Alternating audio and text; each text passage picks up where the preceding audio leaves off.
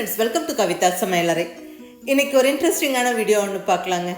சமையல் அறையில் நம்ம குயிக் அண்ட் ஈஸியாக வேலைகளை முடிக்கிறதுக்கு நிறையா கிச்சன் அப்ளையன்சஸ் யூஸ் பண்ணுறோம். மிக்சி, கிரைண்டர் இந்த மாதிரி நிறையா யூஸ் பண்ணுறோம்.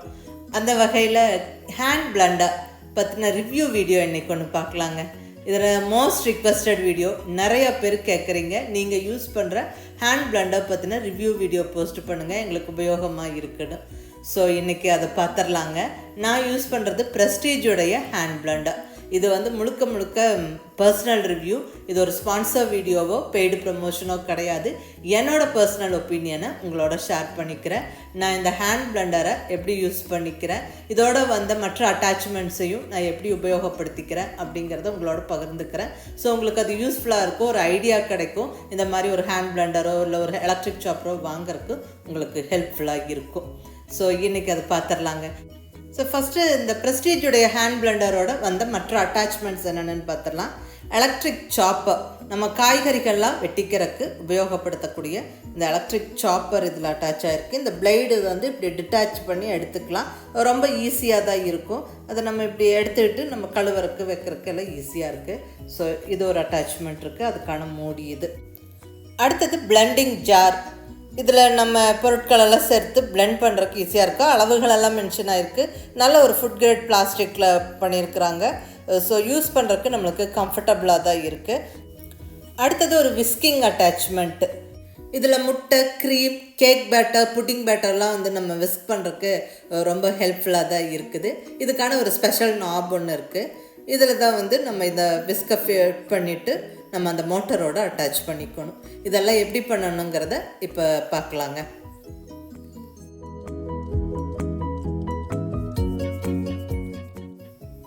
இப்போ ஃபஸ்ட்டு நம்ம இந்த ஹேண்ட் பிளண்டர் யூஸ் பண்ணி ஒரு நல்ல ஒரு ஸ்மூதி ஒன்று எப்படி பண்ணுறதுன்னு பார்க்கலாங்க. இது எல்லாமே டிட்டாச்சபிள். நம்ம அந்த மோட்டரோட மற்ற எல்லாமே கழட்டி மாட்டிக்கலாம். அதே மாதிரி ஸ்பீடு கண்ட்ரோல் பண்ணுறப்போ நம்மளுக்கு ப்ரெஸ்ஸிங் நாப்ஸ், ஸ்விட்சஸ் இருக்குது. ஸோ அது நம்ம ஸ்பீடை எந்த அளவுக்கு வேணுமோ அதுக்கு தகுந்த மாதிரி நம்ம கண்ட்ரோல் பண்ணிக்கலாம். ஸோ இப்போ அங்கே வயர் மாட்டியாச்சு, நம்ம ஸ்விட்ச் ஆன் பண்ணியாச்சு. இப்போ இந்த பிளண்டிங் ஜாரை எடுத்துருக்கிறேன். இதில் நான் மேங்கோஸ் சேர்த்துக்கிறேன், மாம்பழம் சேர்த்துக்கிறேன். நல்லா தோலெல்லாம் எடுத்துகிட்டு ரஃபாக பெரிய பெரிய பீசஸாக கட் பண்ணினா மாம்பழம் சேர்த்தாச்சு. அடுத்ததாக 2 ஸ்கூப் வெனிலா ஐஸ்கிரீம், கூடவே 1 டம்ளர் அளவுக்கு பால். இது காய்ச்சி ஆற வச்ச பால் சேர்த்துக்கிறேன். இப்போ இதை நல்லா இந்த ஹேண்ட் பிளண்டரை வச்சு ஒரு 10 to 15 செகண்ட்ஸ் நம்ம அடித்து விட்டாவே போதும். சூப்பராக ஸ்மூத்தாக எல்லாம் ஒன்று சேர்ந்து நல்லா பிளண்ட் ஆயிரும். இதில் விருப்பப்படுறவங்க ஐஸ் க்யூப்ஸு, சுகர்லாம் சேர்த்துக்கலாம். நான் சேர்த்துக்கலாம், ஏன்னா ஐஸ்கிரீம்லேயும் இனிப்பு இருக்குது, அதே மாதிரி மாம்பழமும் நல்லா இனிப்பாக இருக்குது. ஸோ ஜஸ்ட்டு நான் இது மட்டுமே போட்டு நல்லா அடிச்சாச்சு. பாருங்கள், ஒரு 15 செகண்ட்ஸில் பர்ஃபெக்டாக ஜம்முன்னு நம்மளுக்கு அந்த mango smoothie, mango milkshake ஜம்முன்னு ரெடி ஆகிடுச்சுங்க. பாருங்கள், டம்ளரில் ஊற்றி காமிக்கிற ஒரு துளி கூட எங்கேயும் கட்டியெல்லாம் இல்லாமல் அழகாக ஸ்மூத்தாக நம்மளுக்கு அடித்தாச்சு. சூப்பராக ரெடி.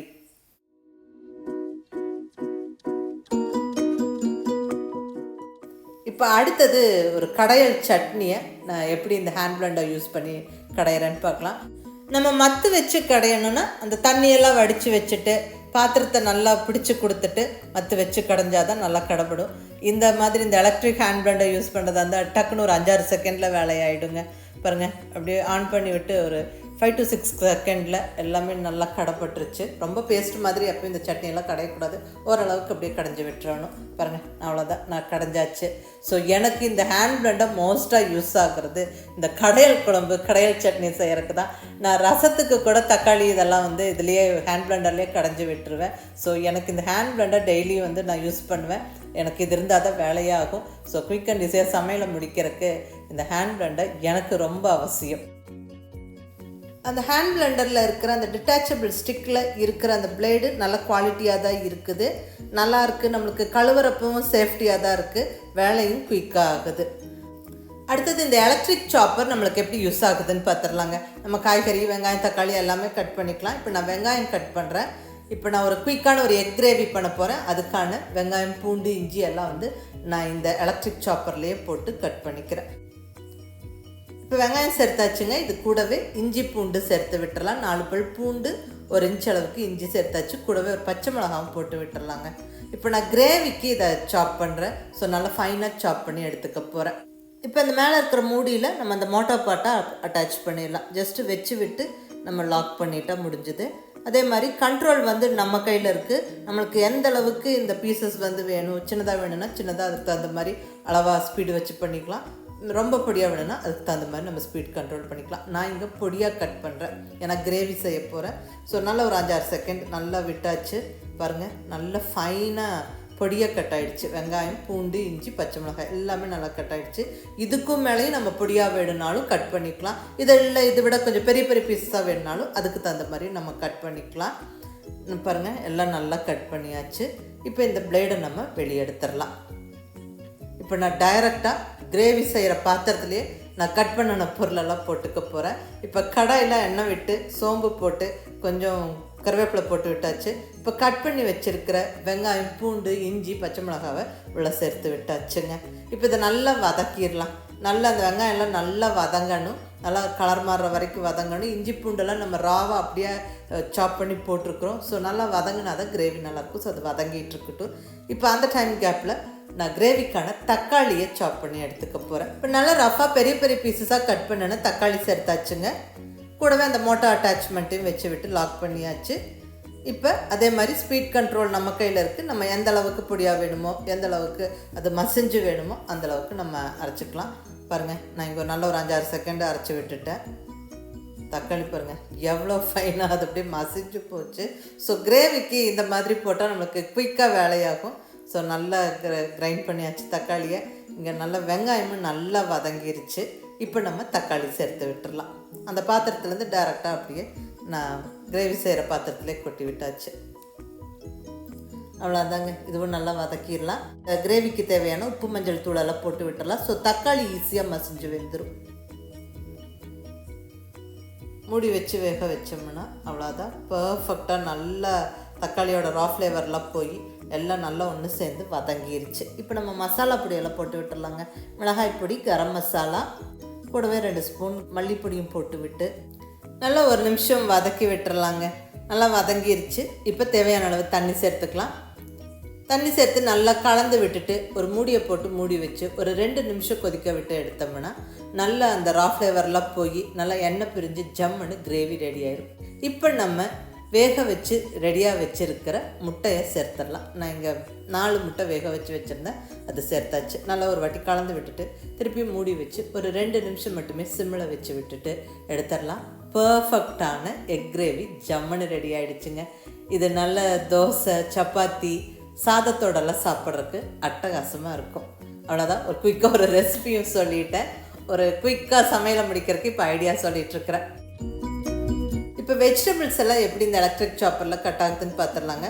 ஃபஸ்ட்டாக நான் கேரட்ஸ் எடுத்துக்கிறேன். நல்லா ரஃபாக பெரிய பெரிய பீசஸாக கட் பண்ணினேன். கேரட்டை சேர்த்தாச்சு, அந்த அட்டாச்மெண்ட்டை ஃபிட் பண்ணியாச்சு. இப்போ நம்ம ஒரு 5-6 செகண்ட் அதை அந்த நாபை ப்ரெஸ் பண்ணி விடுவோம். நல்லா கட் ஆகுது பாருங்கள். நம்ம கையில் இருக்குது, நமக்கு எந்த அளவுக்கு பெருசாக வேணுமோ அதுக்கு தகுந்த மாதிரி நம்ம நிறுத்திக்கலாம். நான் இங்கே கொஞ்சம் பொடியாக கட் பண்ணியிருக்கிறேன், ஏன்னா நான் ஊத்தப்பத்துக்கு இந்த வெஜிடபிள்ஸை கட் பண்ணிகிட்ருக்கிறேன். பாருங்கள், நல்ல பொடியாக கட் ஆகிடுச்சு. பட் எல்லாம் ஈவனாக ஒரே சைஸாக இருக்குமான்னு கேட்டால் இருக்காது, கொஞ்சம் முன்ன பின்ன தான் இருக்கும். அடுத்தது இங்கே கேப்சிகம் கட் பண்ணிக்கிறேன். அதே மாதிரி அந்த பிளேடை வச்சு விட்டுட்டு பெரிய பெரிய பீஸஸாக கட் பண்ணினா கேப்சிகம் போட்டாச்சு. அந்த அட்டாச்மெண்ட்டையும் ஃபிட் பண்ணியாச்சு. இப்போ ப்ரெஸ் பண்ணி விட்டால் ஒரு 2 செகண்டில் கேப்சிகம் கட் ஆகிடும்.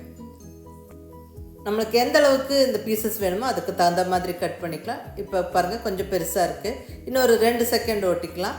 இன்னும் கொஞ்சம் சின்னதாகும். நான் ஊத்தப்பம் மேலே இதை தூவி செய்ய போகிறேன். ஸோ கொஞ்சம் சின்னதாக கட் பண்ணிக்கிறேன். அவ்வளோதாங்க, பர்ஃபெக்டாக கட் ஆகிடுச்சு. அதே மாதிரி ரொம்ப ஈவனான சைஸ்லலாம் இருக்காது வெஜிடபிள். எலக்ட்ரிக் சாப்பரில் கட் பண்ணுற வெஜிடபிள்ஸ் கொஞ்சம் முன்ன பின்னதாக இருக்கும். பட் எந்த அளவுக்கு நம்மளுக்கு பெருசாக சின்னதாக கட் பண்ணணுங்கிறது நம்ம டிசைட் பண்ணிக்கலாம். ஏன்னா கண்ட்ரோல் வந்து நம்ம கையில் இருக்குது. ஸோ நம்ம எந்த அளவுக்கு அதை நிறுத்திக்கிறோமோ அந்தளவுக்கு அது பெருசாக இருக்கும். இப்போ அடுத்தது இந்த விஸ்கிங் அட்டாச்மெண்ட்டை நம்ம எப்படி யூஸ் பண்ணுறதுன்னு பார்த்துடலாங்க. இப்போ எக்கை வந்து நம்ம நல்லா உடச்சி இந்த விஸ்கர் வச்சு பீட் பண்ணி பார்த்துடலாம். இப்போ அதுக்கு முன்னாடி இந்த விஸ்கர் இந்த நாபோர்டு அட்டாச் பண்ணி நம்ம மோட்டர்லேயும் அட்டாச் பண்ணியாச்சு. இப்போ எக்கை பீட் பண்ணி பார்த்துடலாம். இங்கே நான் 2 முட்டை உடச்சி விட்டுக்கிறேன்.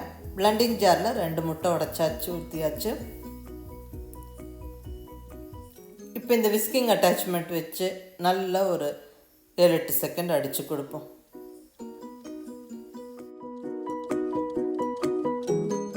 பாருங்கள் நல்லா நுரைச்சி வருது, நல்ல சாஃப்ட் அண்ட் ஃப்ளஃபியாக நம்மளுக்கு வந்து எக் வந்து நல்லா பீட் ஆகிடுச்சு. இந்த மாதிரி நல்லா நுரைச்சி அடித்த எக்கை யூஸ் பண்ணி நம்ம கேக்கு, பேன் கேக், ஆம்லெட் எல்லாம் செய்யும்போது நல்ல சாஃப்ட் அண்ட் ஃப்ளஃபியாக இருக்குங்க. ஸோ நம்ம விஸ்க் வச்சு கையில் அடிக்கிறத விட இது ஸ்பீடாக வேலையாயிடுச்சு. ஜஸ்ட் ஒரு 7-8 செகண்டில் நம்மளுக்கு அழகாக நுரைச்சி நம்ம எக் அடித்தாச்சு. நிறைய எக்கெல்லாம் பீட் பண்ண வேண்டிய சூழ்நிலை இருக்கும்போது இந்த எலக்ட்ரிக் விஸ்கெல்லாம் வந்து ரொம்ப யூஸ்ஃபுல்லாக தான் இருக்குது. இப்போ எல்லாமே குயிக்காக ரெடி பண்ணியாச்சு பாருங்கள். ஸோ சமைக்கிறதுக்கு வேண்டி நிறையா நேரம் கிச்சனில் டைம் ஸ்பெண்ட் பண்ண முடியாதவங்களுக்கும் ஈஸி அண்ட் குயிக்காக நம்ம சமையலை முடிக்கணும், அடுத்த வேலையை பார்க்கணுன்னு பரபரப்பாக இருக்கிறவங்களுக்கும் இந்த ஹேண்ட் பிளெண்டர், எலக்ட்ரிக் சாப்பர்லாம் வந்து யூஸ்ஃபுல்லாக தாங்க இருக்குது. நான் ஏற்கனவே சொன்ன மாதிரி இந்த ஹேண்ட் பிளெண்டர்லாம் நான் வந்து ஆல்மோஸ்ட் டெய்லியுமே யூஸ் பண்ணுவேன். எனக்கு அது ரொம்ப யூஸ்ஃபுல்லான ஒரு கேஜெட் தான் கிச்சனுக்குள்ளே. ஸோ எனக்கு இந்த ப்ரெஸ்டீஜோட ஹேண்ட் பிளெண்டர் கம்ஃபர்டபுளாக தான் இருக்குது, ஈஸியாக தான் இருக்குது, குவாலிட்டியாக இருக்குது, நோ இஷ்யூஸ். ஸோ வாங்கலாம் ப்ரெஸ்டீஜோடைய இந்த ஹேண்ட் பிளெண்டர். வாங்கணும்னு விருப்பப்படுறவங்களுக்கு, லிங்க் வேணுங்கிறவங்களுக்கு கீழே டிஸ்கிரிப்ஷன்லேயும் பின்னாடி கமெண்ட்லேயும் லிங்க்கை கொடுத்துருக்குறேன், யூஸ் பண்ணிக்கோங்க. அவ்வளோதாங்க, நம்ம ஹேண்ட் பிளெண்டருடைய ரிவ்யூ பார்த்தோம். இது கண்டிப்பாக நிறைய பேருக்கு யூஸ்ஃபுல்லாக இருந்திருக்கும்னு நம்புகிறேன். இந்த வீடியோ உங்களுக்கு பிடிச்சிருந்தா லைக் பண்ணி, ஷேர் பண்ணி, கமெண்ட் பண்ணுங்கள். கவிதா சமையலறை சப்ஸ்கிரைப் பண்ணி என்னுடைய மற்ற வீடியோஸும் ரெசிபீஸும் பாருங்கள். தேங்க்யூ.